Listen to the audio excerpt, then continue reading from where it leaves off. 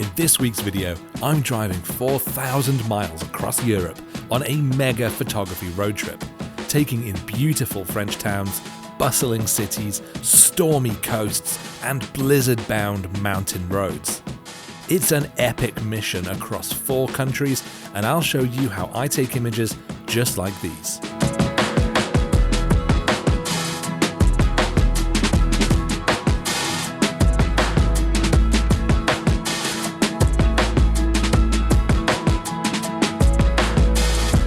Driving from my home in Edinburgh down the UK, across France and into Barcelona, before returning home via a more rural route through Spain and France.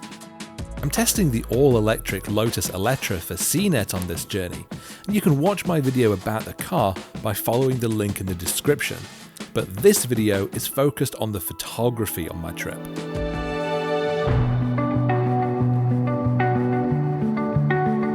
The first leg of my journey was down the UK and onto the Eurotunnel car train, which took me under the sea and into France.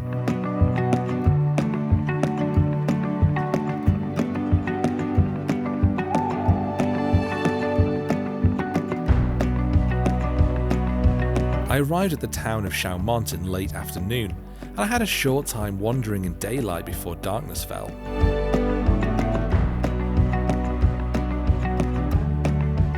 I enjoyed the nighttime scenes here, snapping various low-key shots around the town before heading to bed for a much-needed rest. The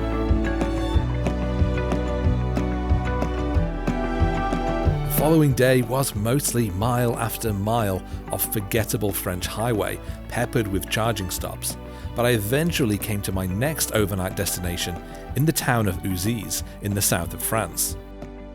It's a gorgeous town with some lovely old streets to wander down, and while the rain continued during the few remaining daylight minutes I had, as the light faded, the town grew even more beautiful. I enjoyed my short wander around, looking for light sources like these old street lamps which cast beautiful pools of light on the wet ground. Or this tabac sign which glowed brightly in the darkness. Finally, I found a moody square next to a church and took some shots both of the area itself and some light painted images of the car. Cold and wet, I headed to bed and hoped for nicer conditions in the morning.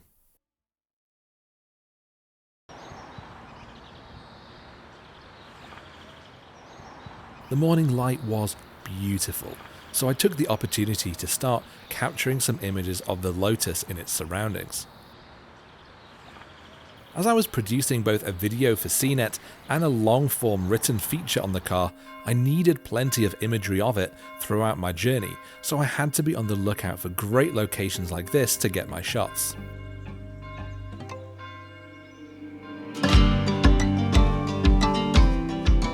I had similar luck for my car photos later on in the same day, as I'd taken more of a coastal route going south, where I found this theme park with an empty car park in front.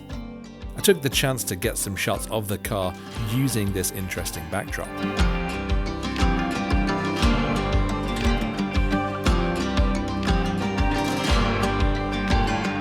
Back on the road, the weather took a dramatic turn as storm clouds filled the sky and the rain became so intense it was almost difficult to see the road ahead.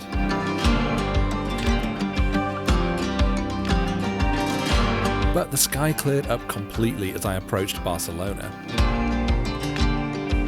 And with clear skies and wall-to-wall sunshine, the only thing I had to contend with now were the busy city streets of the centre of Barcelona, made especially tricky as I was driving a right-hand drive car effectively on the wrong side of the road. But I eventually made it to my parking spot for the week.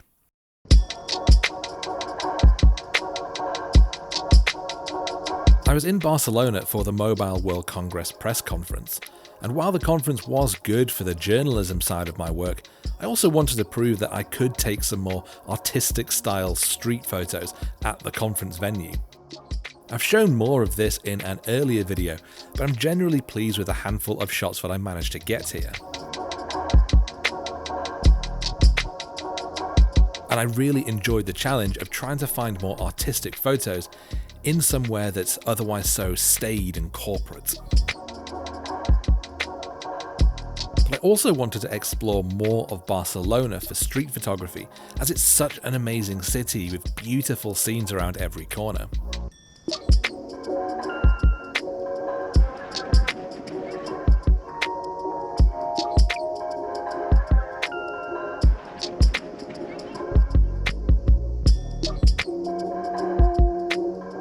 I headed to the city's beach, of course, which is always full of life and vibrance, with both locals and tourists alike enjoying the sunshine as it came out. I really loved just wandering around the beach, taking in everything that I saw and snapping away as I go.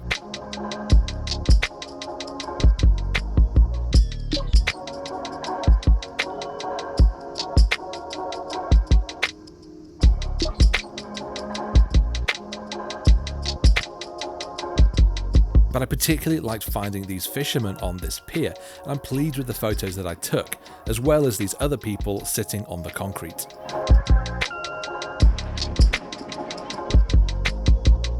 But I think my favourite photo that I took from my beach walk is of this guy sitting on this rock in the water. It was a moment I was really pleased to have captured, and I think it's one of my favourite photos from the whole trip. Okay, let's do some street photography in Barcelona. I covered mile after mile walking the streets of Barcelona, trying to find compelling photos when scenes caught my attention.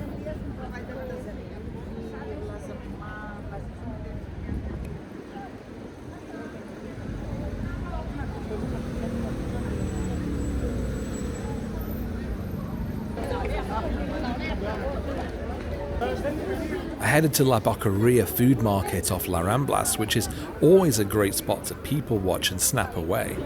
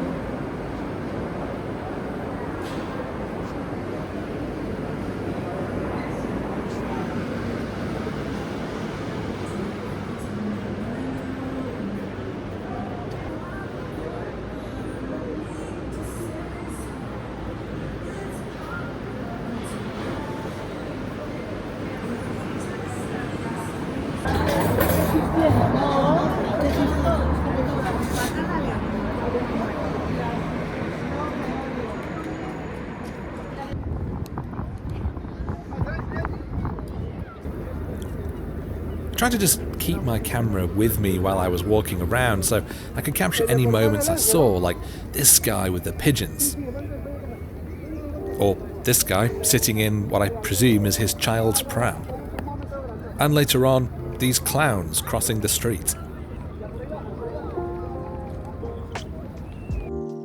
And while I did take plenty of images around Barcelona as I walked the streets, I didn't get as many as I might have hoped, largely because I was always acutely aware that Spain has quite awkward laws around street photography, so I didn't want to take any shots that might draw too much attention to myself.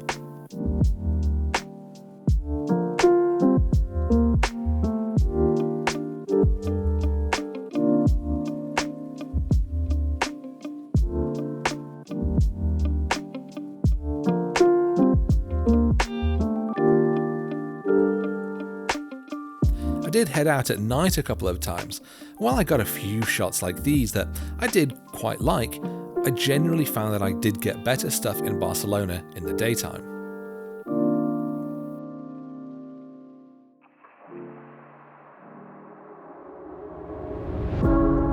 But at the end of the week, I pitched the car up and I headed out of the city, going northwest on a more rural route through Spain. I had some issues with charging the car along the way, but generally I loved the drive and enjoyed seeing the landscape change as I drove through.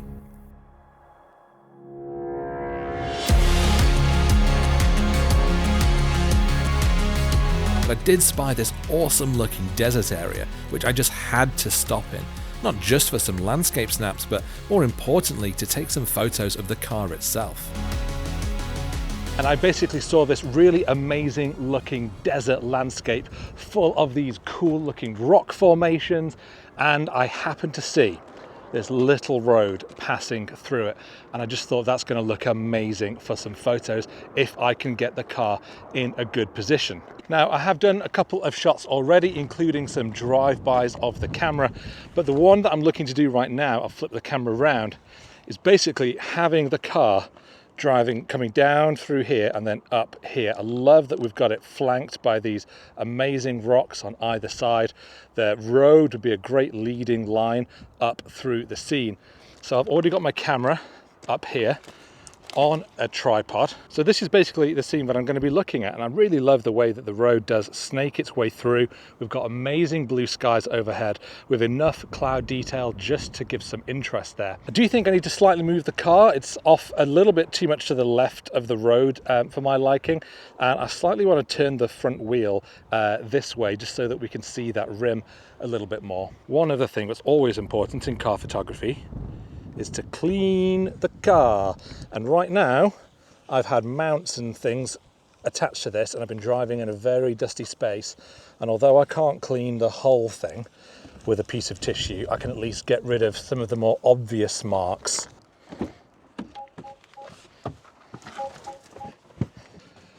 Okay.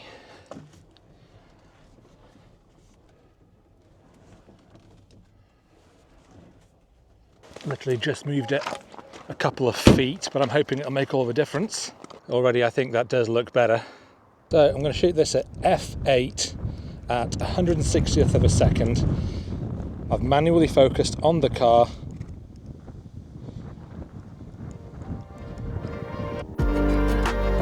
From there, I continued north, getting some more shots of the car in situ in various spots to illustrate my article.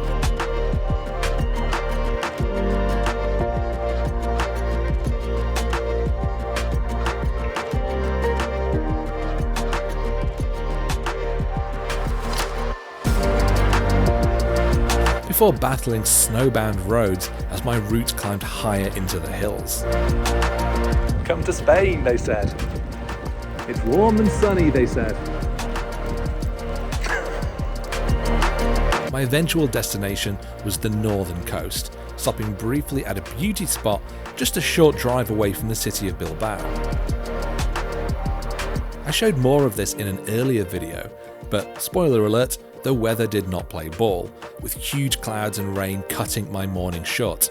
But I did snag one shot I was pleased enough with.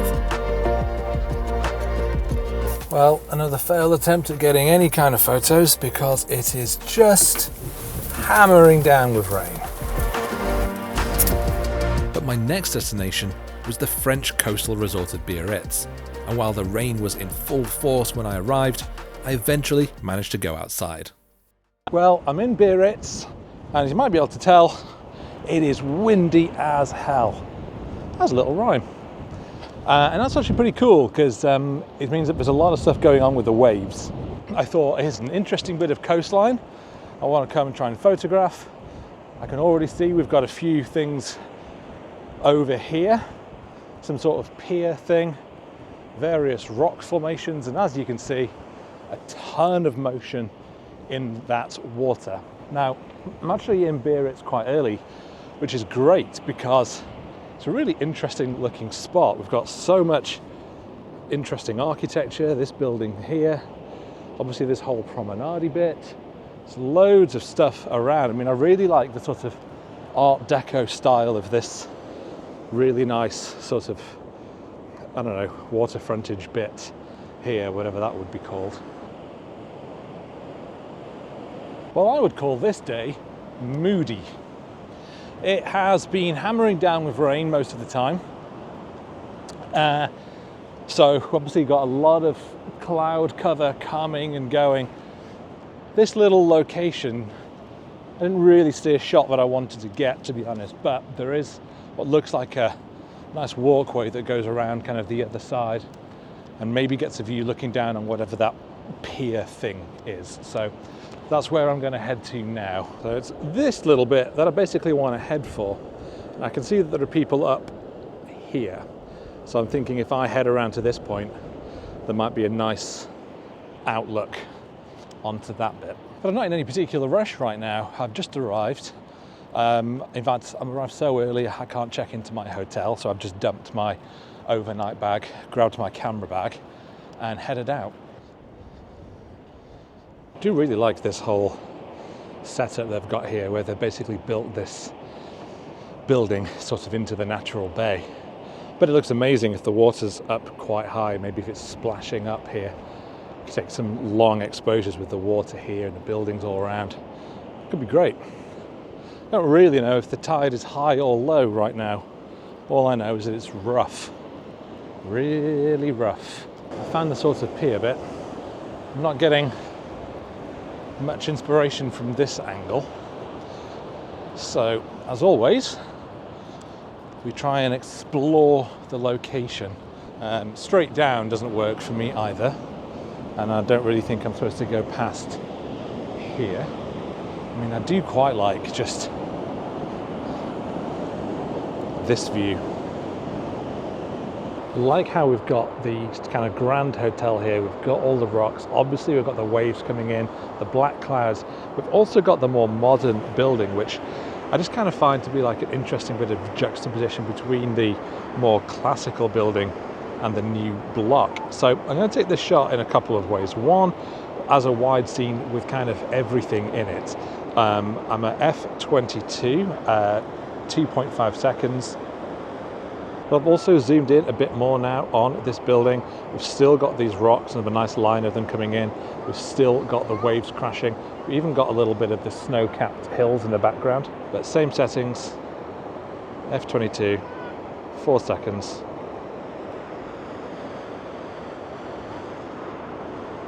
I love all of these gigantic rock formations. Love the way the bay curves around, leading to the lighthouse. We've got amazing motion on the water at the moment, and of course incredible looking clouds overhead. Settings wise, f18. You know what? Let's bring my ISO down to 200. I'm going to do half a second shutter speed here to give a little bit of motion to the water, but not much, because we've got some nice waves coming in. I don't want to smooth them out completely. I just want to kind of take the edge off. So actually, I might do that at a third of a second and f16.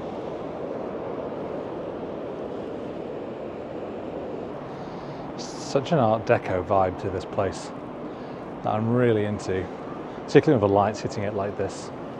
I've tried taking a few shots already, but I'm going to keep on looking for some others. Now, there's something about this shot that I really like, because we've got that very kind of grand, classic looking hotel in the left, but then we've got the amazing curves of this very Art Deco structure. And we've got the stairs leading up to the right. And I'm going to take this shot.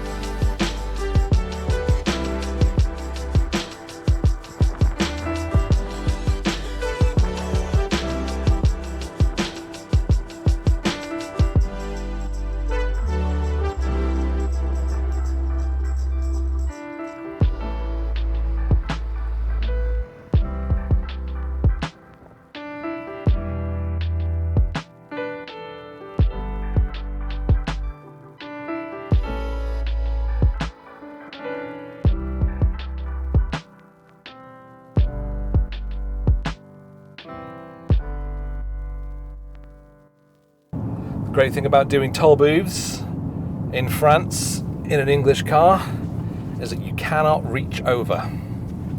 So every single time I stop at one of these, I've got to stop, park up, undo my belt, and get out. And then I get back in, wallet back in, belt back on, into drive, and off we go. And then I just repeat that 20 or 30 times. After leaving Biarritz, I headed further into France, making a few charging stops and generally enjoying the scenery. Now, no road trip is complete without road snacks, so I bought a massive bag of pick and mix. Like a massive bag. I mean, it might not look that massive now, but let me tell you, it was a massive bag. There's just not that much left. Road snacks. Got to keep your sugar levels up, and it's got to be something that you can just grab, shove your hand into, and put into your face. There's no point trying to eat a steak or a roast dinner or a casserole while you're driving. So don't even try. I was looking out for more spots to photograph the car in though, as I needed to get more imagery for my article. It's tricky doing this solo, as it means I have to keep my eye out for somewhere attractive where I can also safely pull up the car to photograph it. Thankfully, a cool spot did present itself.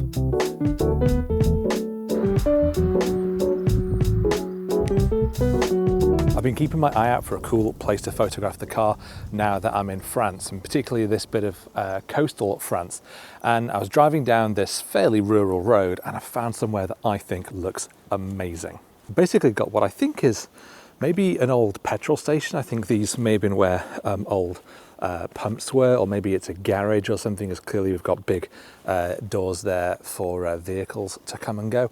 But very clearly, this is abandoned, it's not been used, so we've got all this amazing texture on the walls, this old paintwork, bars on the windows, and then just these, you know, these remaining structures for the lights, which I think look really, really cool. So I've parked the car up, and I'm going to try and get a shot. So you can just about see the scene that I've got here. Now, what I have done is gone quite far away from the car, but I've zoomed in to about 90mm on my 24-105mm lens, because you just get a really nice looking compression in the scene when you back away and then zoom in. So settings wise, right now I'm going to go with F9. That's going to give me a shutter speed of about a 60th of a second. And I've got my circular polarizer on. And again, this is absolutely crucial because as we twist it, it does control the reflections on the car. I don't necessarily want to get rid of all the reflections because it does mean that the sides of the car do go very, very dark. And I want to make sure that you can still get an idea of the shape of the body panels, and you get that suggestion of shape by seeing the reflections. So what I'm going to do is take a few shots turning that polarizer, and then I can probably combine my favorite ones in Photoshop. I'm going to move around and try and get a couple of other angles as well, in particular this one, where again I've zoomed in quite a long way and getting a nice sort of more of a front-on view of the car, but keeping an eye on my composition and making sure that I just got like a nice hint of the building here, and we've got this nice bit still in shot, but pretty much the same settings, F9, 60th of a second, and I've used my polarizer.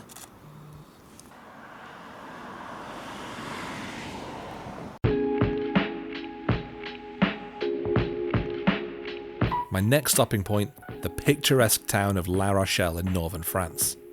But getting there wasn't going to be super easy. Coming into La Rochelle. Lovely day for it. La Rochelle's an old town. Apparently the GPS to get to my hotel is awful. So I've been given directions to go to a car park and then step-by-step directions from how to get from that car park to the hotel. Now let's see if that's as easy as it sounds, because I bet it's not.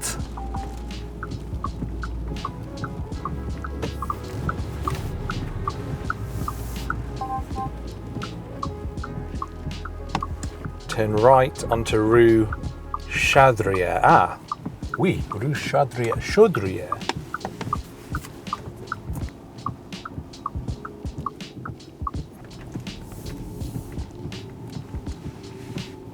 Just pull in and check the next one.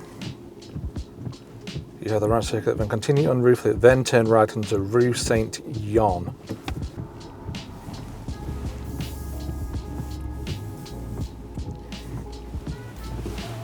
And while I did manage to safely park up in the town, the weather was still not playing ball.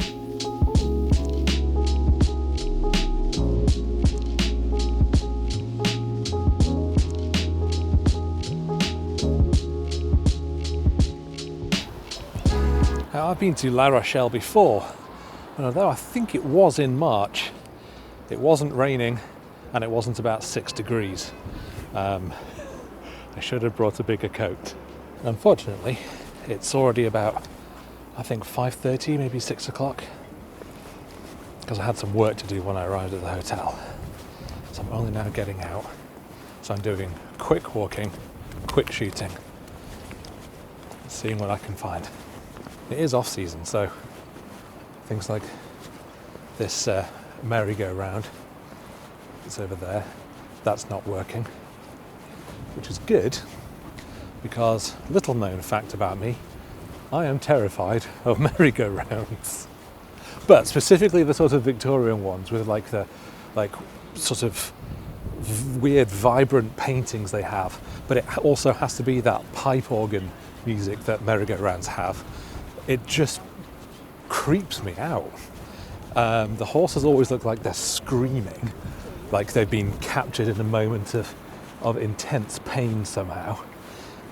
Yeah, they're really weird things.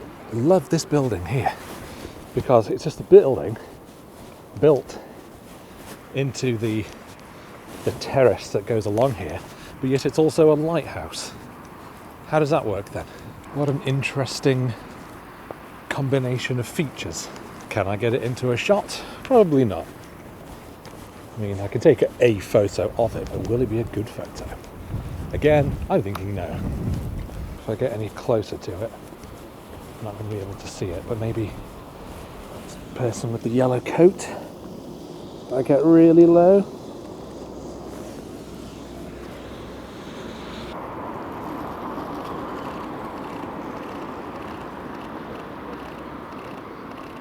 Big Ferris wheel. I used to think Ferris wheels were called Ferris wheels because they were made out of iron, a ferrous metal. Now I know better. They're actually named after Dr. Jonathan Ferris, who invented the wheel. Every day's a lesson.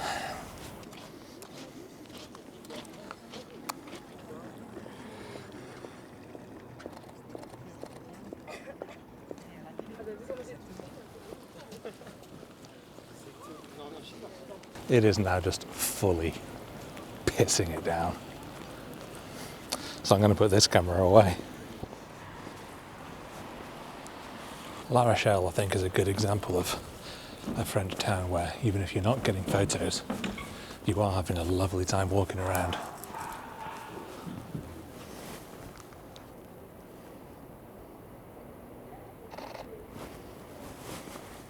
Weird.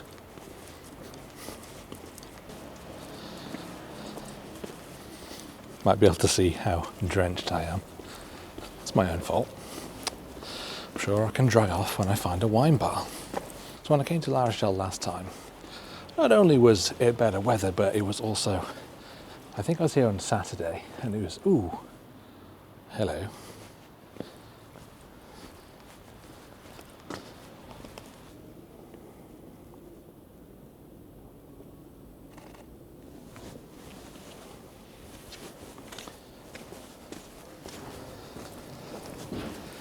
Anyway, yeah, last time I was here, it was a Saturday and the market was on.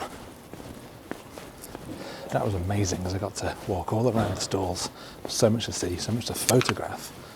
And I took some shots that I really liked there. This was all the market last time I was here. I remember this building from this photo. It's a little less fun today. And I think just here is where I've taken one of my favourite street photos I've done.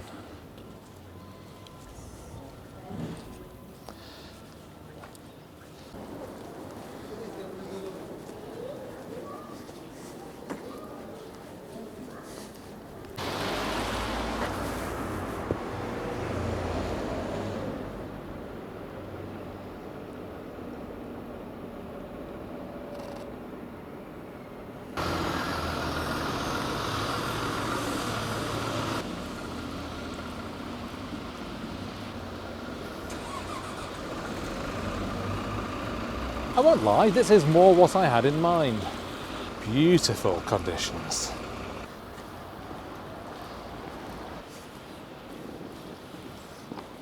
Oh, I really wanted those two to walk in front of here. Oh, it's that dude. So many cool looking people around. I've got a scene ready to go, I just need someone to be in it.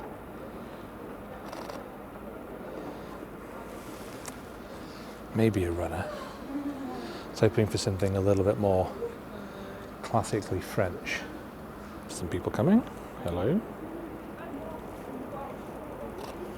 No, it doesn't work.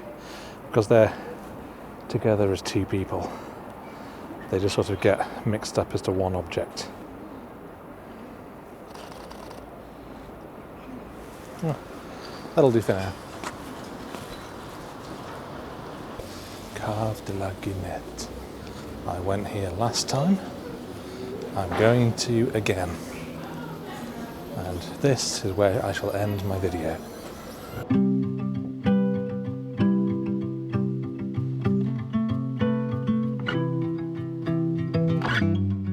With a couple of excellent wines in me, I hung around into nightfall, enjoying the tranquil vibe of the town.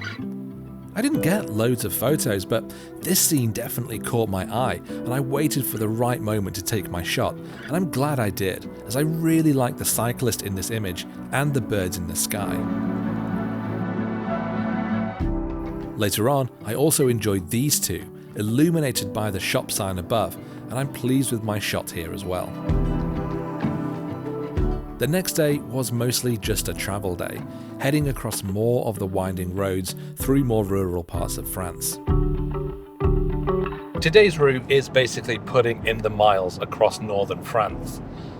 Basically going towards Calais now. I need to be there tomorrow at about 4 PM for my crossing. But the problem is, photography-wise, is that this part of northern France it's boring. It's not an interesting landscape. I'm not anywhere near interesting coastal features. It's a little bit sparse photography-wise. So I suppose if this road trip is coming to an end, then I should really try and think about some things that I've learned from it. I suppose the main thing is that, like anything, you've got to set your expectations. There's no accounting for weather, there's no accounting for the things that can go wrong, and if you're expecting to get beautiful photos every single step of the way, you're just going to be disappointed. Because even if you're traveling some of the most amazing parts of the world, you're not guaranteed to get amazing photos. Anything can happen. I think really for the photography side, I needed to have been doing the same distance over a longer period of time. Because I've been trying to do 8 hours or so of driving per day, isn't really giving me much opportunity to go away from the motorways to find these beautiful locations. Instead, I'm basically clock watching, thinking, oh no, I need to get here for this time. And so I'm just having to just put the miles behind me and then just hope that my actual destination is photogenic enough so that I can get something that day. So if I do this again, I'd like to have an upper limit of maybe 3 hours of driving per day to give me a lot more flexibility to meander around and find some locations.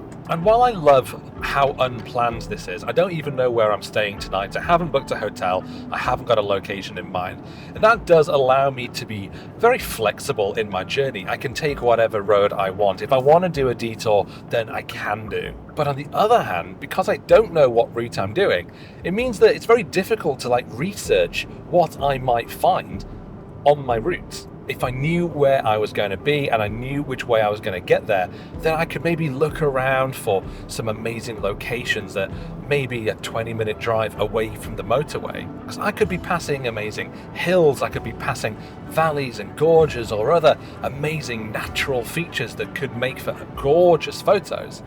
But I don't know they're here because I haven't done the research, because I didn't know I was going to be specifically here.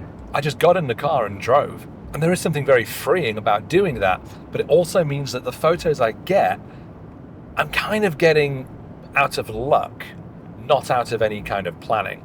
But if your goal is just to enjoy a nice road trip, if it's all about the driving, then fine. You can just get in your car and you don't need to plan a thing. But if your goal on the trip is to get photos, then you do need to do some planning. You need to know what is there along your journey. You need to know what you can go and see. But my photography wasn't quite over yet. At my stopping point for the evening, I treated myself to a lovely glass of France's finest while I sat and watched the rain hammer down outside. But as I moved inside the restaurant for dinner, I saw a little opportunity for a portrait of this guy having a smoke. I used a wide aperture and held my wine glass close to the camera lens to create some bokeh effects, and I quite liked the result. My last photo of the trip came the following morning, as I was driving over this foggy bridge. The geometric lines really caught my eye, especially with the tips of the supports fading into the mist. So I doubled back on myself in order to park up and make a bit of a sketchy walk to go and stand in the middle of the bridge and line up my shot. I experimented with my settings here, eventually using slower shutter speeds in order to blur the motion of the vehicles as they came past.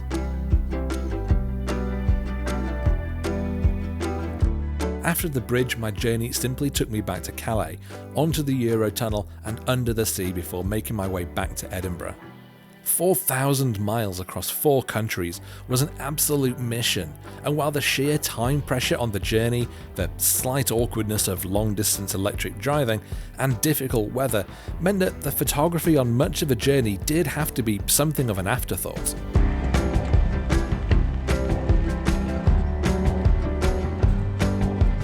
But I loved the journey. Time for acceleration. Oh, I do like it. Even getting stuck in the blizzard, and I'm really pleased with the range of images I have taken on this trip. If I had to pick 5 favourites from the thousands I took, it'd be this guy on the rock at the beach in Barcelona. This low-key portrait from the conference I was attending. This hero image of the Lotus in the desert surroundings. This dramatic stormy coastline in Biarritz. And finally this nighttime scene from La Rochelle. But I'd love to know your favourites from this video, so please let me know your thoughts in the comments below. But that brings me to an end of this week's mega video. I really hope you have enjoyed it every bit as much as I enjoyed putting it together. If you did, then please do give this a thumbs up, and of course consider subscribing to my channel if you don't already, and I will see you next time.